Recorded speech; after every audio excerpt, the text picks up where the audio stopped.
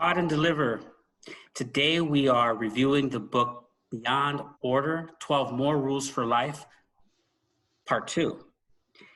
And we have returning with us Chris, our brother Chris Aguilar. Welcome, Chris.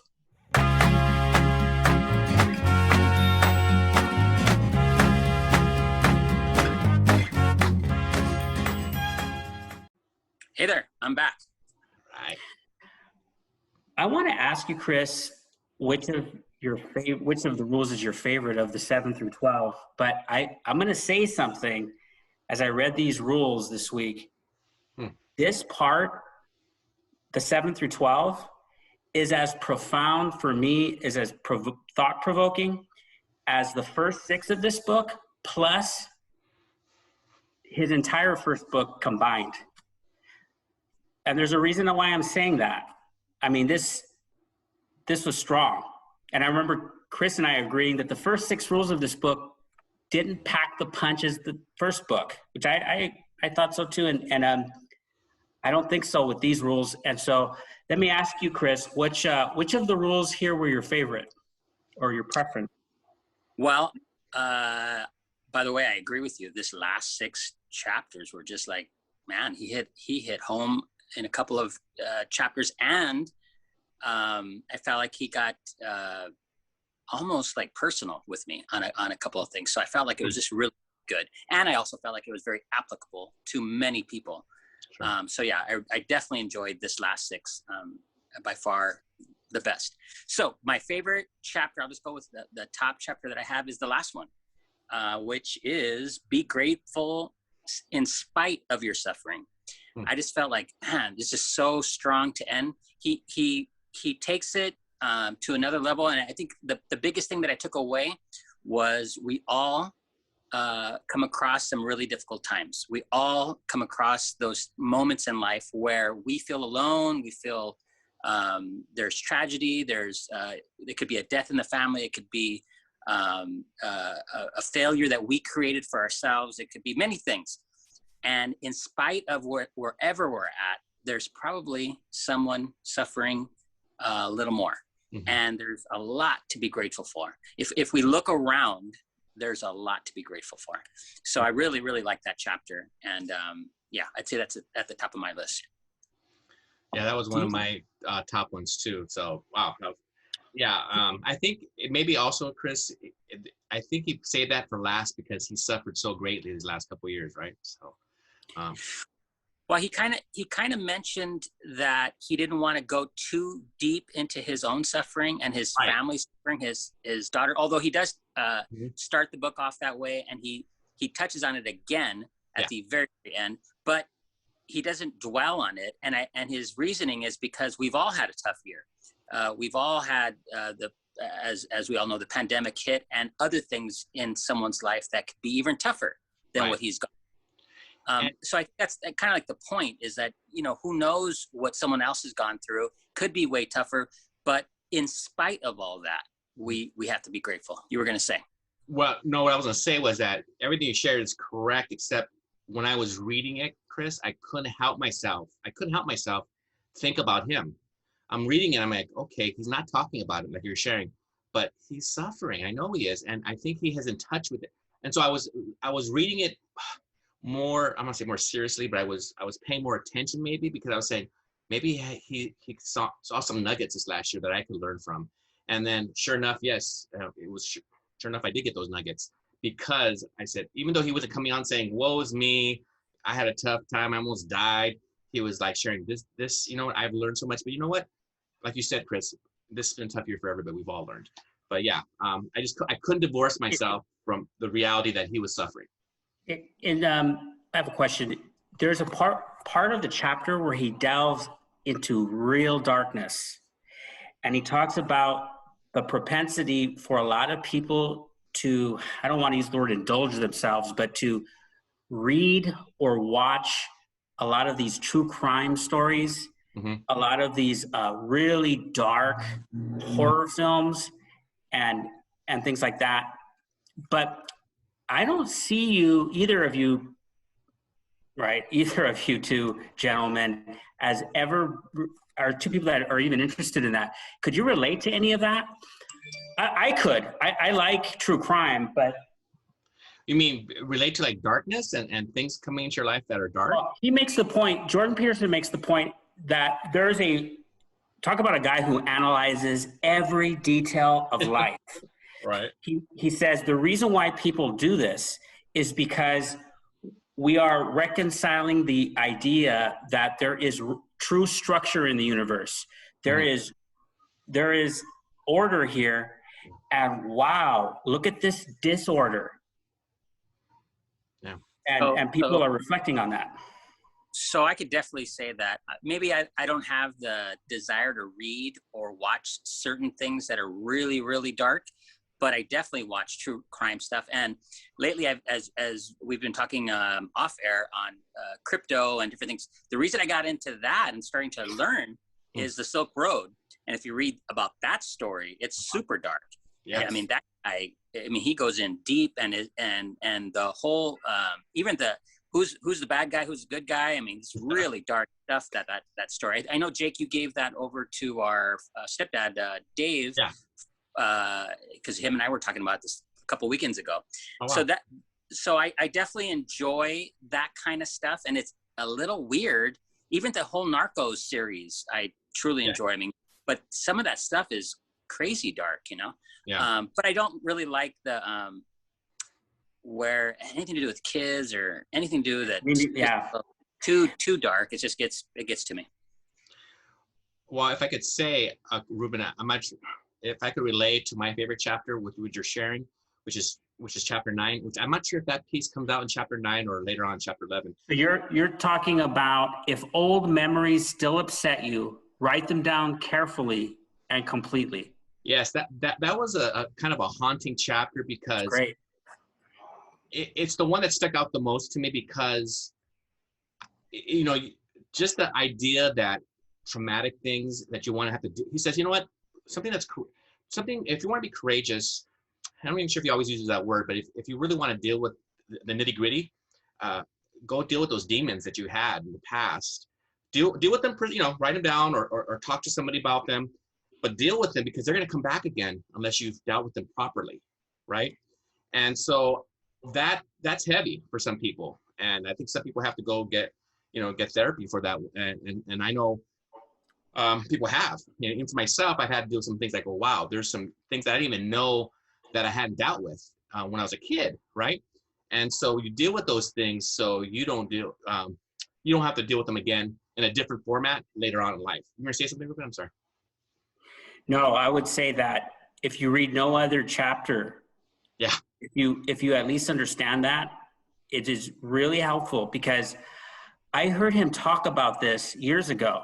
Mm-hmm. So let me just say this about his book and in his sickness. In all fairness, he completed it during his sickness, but he was commenting on these ideas years prior.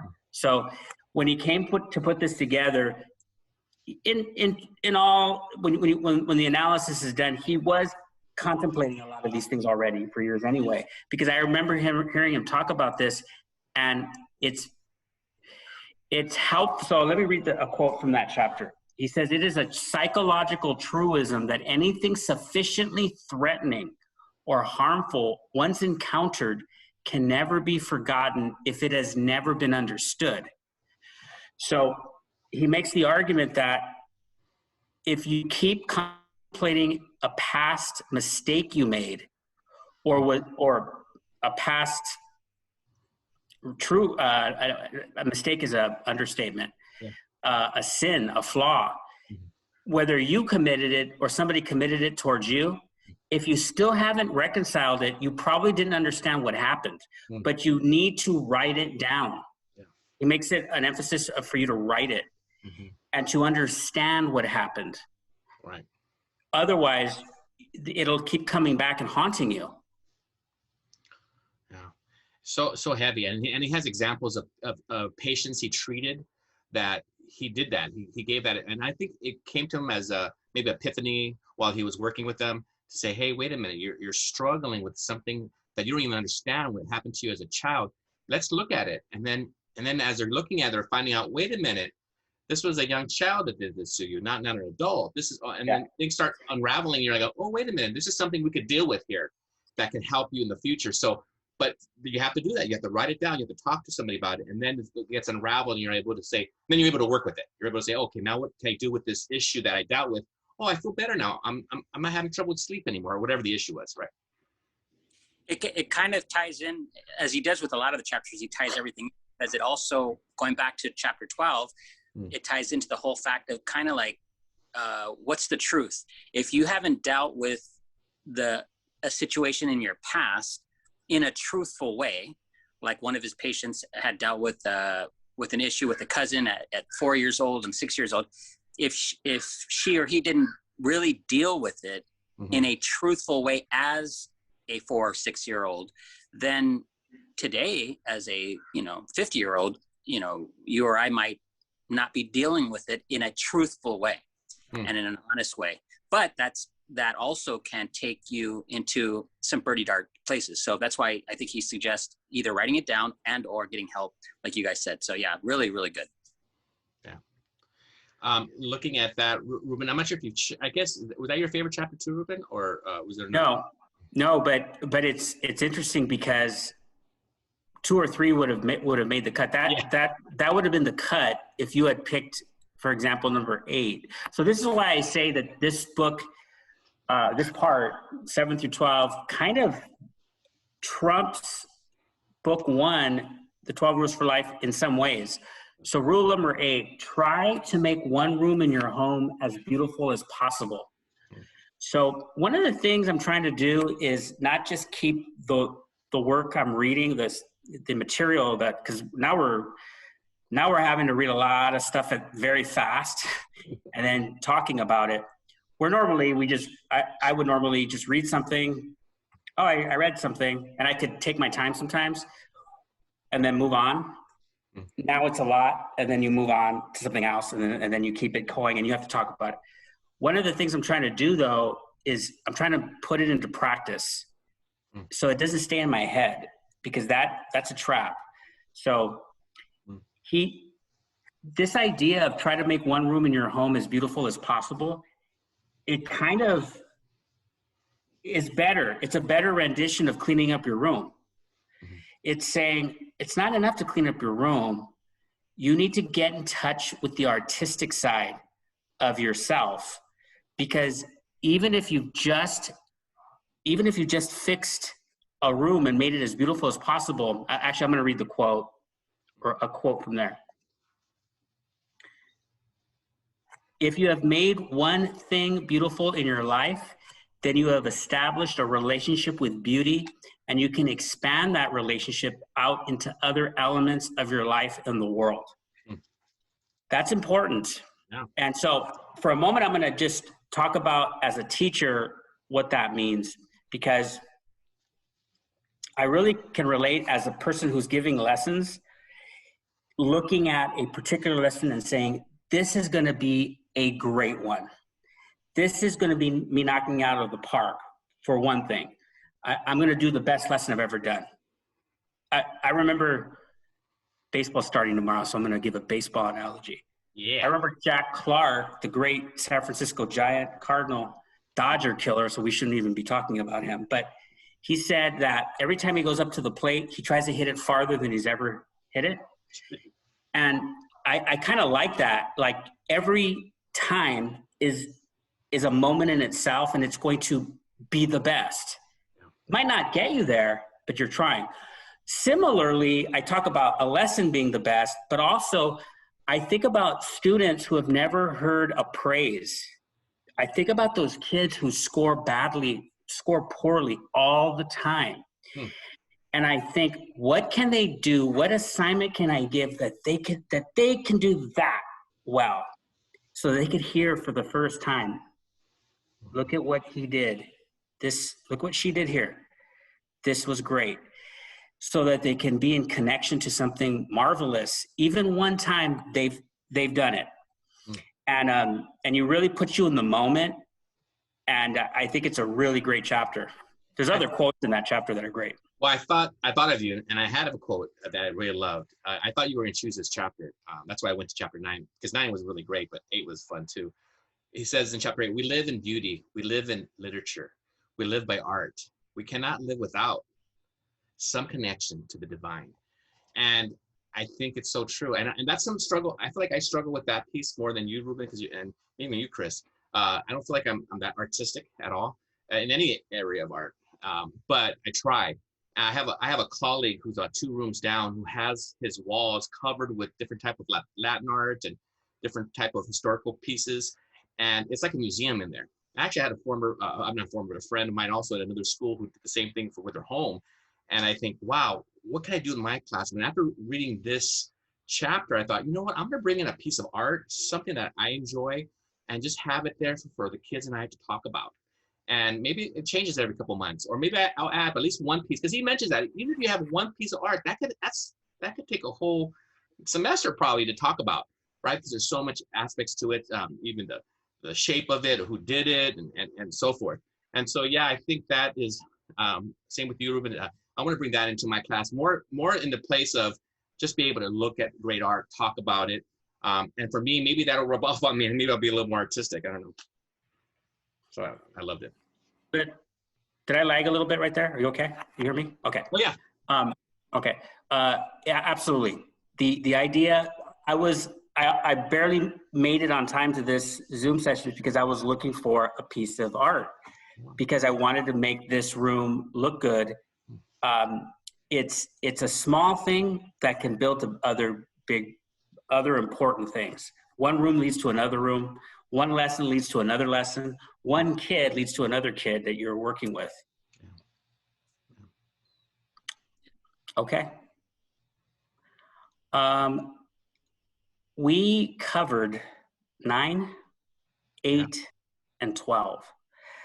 We have not talked about Rule 7, which is work as hard as you possibly can on at least one thing and see what happens. We also didn't look at Rule 10, plan and work diligently to maintain the romance in your relationship. And Rule 11, which is do not allow yourself to become resentful, deceitful, or arrogant. Any takers? Well, the chapter on the romance piece, maybe Chris, you could talk to it as well, because we both have been married in our lives. And but I don't think it doesn't have to be married. I think it could pertain to people who are dating or who are in a romantic relationship. And the whole idea of spending time with that person, the whole idea of because people get into a rut where they think, well, I dated before I got married, I don't have to do it afterwards. But then you start getting in that rut where that becomes part of your life, where you never really are learning more about that partner, or not really spending intimate time with that partner. And so it was just a nice reminder to do that. Kimberly and I, my wife and I, we try to go out at least once a week. And I think that's been a real key to our marriage. And a lot of times we've gone out, with Chris and so forth, and, double dating and with friends. And I don't know, just, it just brings a lot of, fun in the marriage, when you're able to do that. I like to stay home. I'm a homebody, but to be able to do that, to go out and get to learn more about Kim and be able to spend time with her, it's a good time. I don't know how you feel about that, Chris. Well, so Jake, are you saying, if we could get a little personal, are you saying that you take your wife out about once a week, once every other week? Because I would say once a week, and lately twice a week. Post-pandemic or post quarantine? Recently, like the last, probably a little post-pandemic for sure. Oh, for sure, post-pandemic. During pandemic, we would maybe even go for a drive. It didn't have to be going to an actual restaurant, but at least going out. And we did that. Just go out with without the kids, and we spend time with the kids, with the boys, the guys. They're not little boys anymore, but I think that's been a helpful thing. How about yourself? Have you been able to do things like that, Chris, during or after? Yeah, I mean, Veronica and I definitely spend one evening a week, and we'll go to dinner. He does get real, and by the way, Jordan Peterson gets real into the numbers. He gets real specific in this chapter, I think. So on that note, we go out probably once a week, and then sometimes it's once a week with family. We'll have an event with our family or her family. And then, of course, we talk every evening. So I shouldn't even say that. Like, of course we do that. We actually, in the last 6 months or maybe four months, talk every evening. And, obviously we're texting during the day and stuff like that. So anyway, because he mentions 90 minutes of chatting throughout the week, which seems a little low in my opinion, but that just tells you probably that a lot of people aren't talking. Right. Then I don't remember how many times he says you should go out on a date, but probably once a week, right? Did he mention that? I think it was once a week. I think it was once a week. He wasn't saying like, maybe you should do that. He was saying like, this is what you must do. And then he times it by 12 and times it by, yeah. And then he also mentioned you should be having sex twice a week is good. Once is okay. And 0 is bad. So James, since muy malo.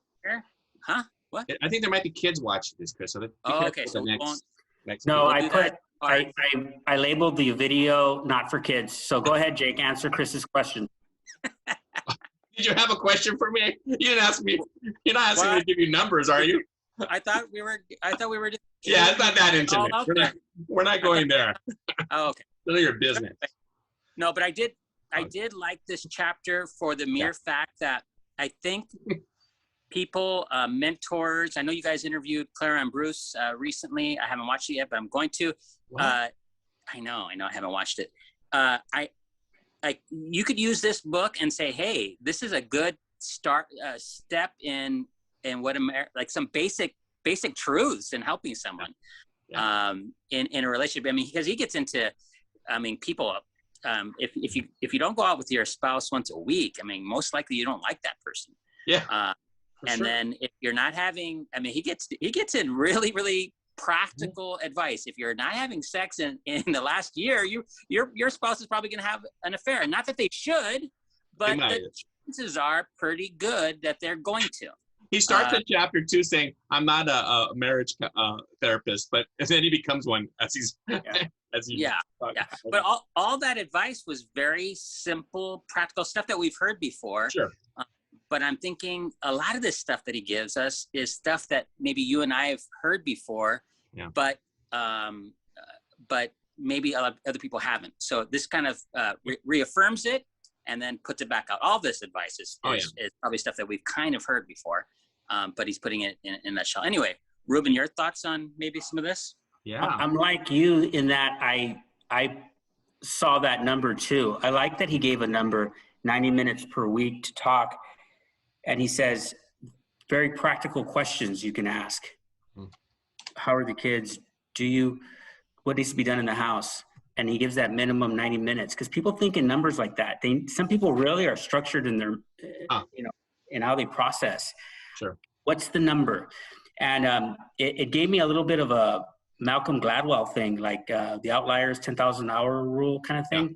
Like people laugh at that, but there's been several artists and athletes and things who have said, yeah, he's right.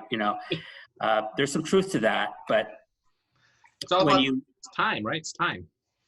When you have a system and you keep working at it and you hit a mark, a lot of good comes out of it. That's probably the way you look at it. I'll say that's probably the way I should look at it. So we're also what's that? Oh, what else did we miss? Did we miss any more? Or? Yeah. Do not allow yourself to become resentful, deceitful, or arrogant. That's rule number 11. And rule number 7, work as hard as you possibly can on at least one thing and see what happens. I do have a quote for rule 11. Mm-hmm. And that is this. This is a chapter about the story, about the meaning, how stories are so meaningful. And he says, the real danger is what's out there, what's next, the potential, not the past or the present, but what hasn't happened yet. And we have to look at that. And he asked the question, how do we examine what has not manifested itself? How do we examine something that hasn't happened? By communicating through stories about what is and what could be. So he has a really interesting point here that I think can touch on teachers for sure. He says, if you want to teach a child something and get them to attend, tell them a story. So my freshman year in college, English, the professor said, don't ever plagiarize. Don't ever take something without attributing the source. And then he told a story that I still remember. He said, I have a friend who was a professor, PhD, who was caught plagiarizing in a serious way. And he said, all his work was reduced to nothing. His job was taken away, his PhD, even his bachelor's degree. And it was a friend of his. Wow.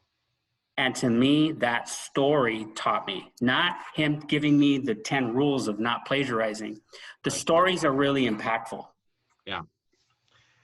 I like that too, because in that chapter, he deals with that there's the good witch and there's the bad, let's call it a bad good witch, but the good fairy godmother and the bad witch, and they play off each other. And the importance is to know the difference between the two, right, in the story, because and to even understand that the evil witch has sometimes some plans for you, and to say, oh no, I don't want to deal with that, or I'm going to turn my head, and I even is not the right procedure. You have to understand where that person's coming from, and sometimes you have to look into that part of the story. And how am I going to fight that off? How am I going to be creative and not fall in that path? And so I think that's true. And he always goes back to the Disney stories and Greek stories and like that. And so I think he's real clever in doing that. But yeah. But also, wasn't it like even to allow those things to happen in your life, or allow your kids to deal with those witches in their life, or their tough bosses, or their tough teachers, or whatever tough things happen in their life. And it's often a person. So to me, he was saying, correct me if I'm wrong, like, hey, you should actually be welcoming these situations or these people in your life so that you can learn how to deal with them. And even like let your kids know that, Chris, to go along with that there's evil in the world. And there's things that people do to one another that are real horrible, but don't shield your kids from that. Say, hey, that's out there. Let's talk about that. Or let's, instead of saying, no, I don't, we're not going to deal with that. We're not going to talk about that issue. And then your child kind of grows up not really living in the real world, right? So. Well, and then also tying it back to, I forget what chapter it is now, but I think the chapter where he talks about the kids again, how sometimes we're a little naive thinking that there's not really bad people doing really bad things. Yeah. And so in order to teach your kid or your grandson or your granddaughter, like I have a grandson, obviously. Mm-hmm. So to teach him that, you got to protect yourself. There are times where you got to look out for yourself. You have to look out for your mom. You have to look out for your siblings because there could be something lurking in the dark. And then he talks about his own granddaughter.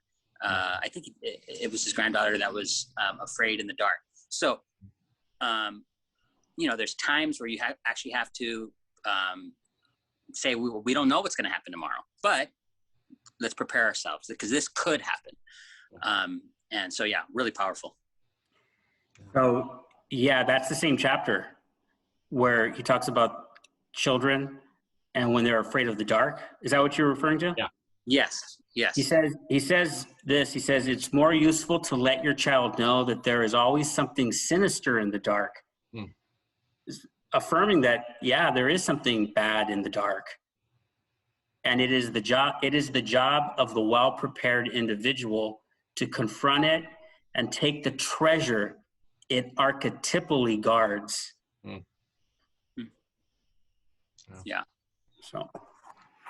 Wow. I mean, Ruben, you're right, though, when you first shared in the beginning that these last 6 chapters are just so much meat there, even more than maybe the previous book in its first 6 chapters. I mean, I think you have a good point there. I mean, every chapter here is just awesome. I think I think because he's a clinical psychologist, I think it's a mistake that we just keep it on the chapters in the book. Yeah. Oh, this is a good book. This is interesting. I learned a lot. But what can we take away, especially as teachers, as parents, Yeah. You can take something and it can really change your life, because he's going really in depth in people's lives here, where he brings, and I read it at times thinking, I wonder if he cleared that with some of these people. Right. Because he's talking about some of these these individuals whose lives were so damaged, but because they did something very small but important, confronting the darkness, writing down these things. I'm forced to look at this and say, what do I need to do here? That's why I'm trying to make this room beautiful. I'm working on it. The next interview, there should be an art piece behind me, but it's little things like that, you try to take with you. Yeah.